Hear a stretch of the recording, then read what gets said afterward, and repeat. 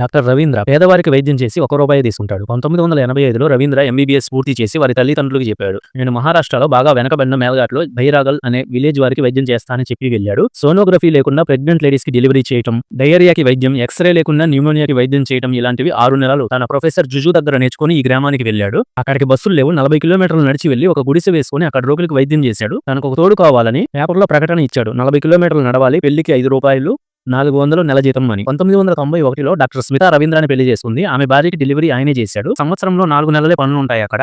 ఆహారం, డబ్బు కొరత, సరిగా దుస్తులు కూడా వాళ్ళు వేసుకోరు. అందుకే న్యూమోనియా లాంటి వ్యాధులు వస్తున్నాయని రవీంద్ర తన స్నేహితుడైన వ్యవసాయ సైంటిస్ట్ తో కలిసి అక్కడ నేల మీద పండే విత్తనాలను ప్రయోగాలు చేసి చల్లి వ్యవసాయం చేసి వారికి చూపించాడు. వాళ్ళు చేశారు. 300 కుటుంబాలుండే ఆ గ్రామం ఇప్పుడు పక్క ఊర్లని పోషిస్తుంది. రవీంద్రకి 2 కొడుకులు. ఒకతను రైతు, ఇంకో అతన్ని జనరల్ సర్జన్ చేశాడు. మహారాష్ట్ర ప్రభుత్వ మంత్రి. ఊరికి రోడ్లు వేపించేలా రవీంద్ర చేశాడు. మన స్కూళ్ళలో, ఇళ్లలో ఇలాంటి వారి గురించి చెప్తే ముందు తరాలను నడిపించే వ్యక్తులు వస్తారు.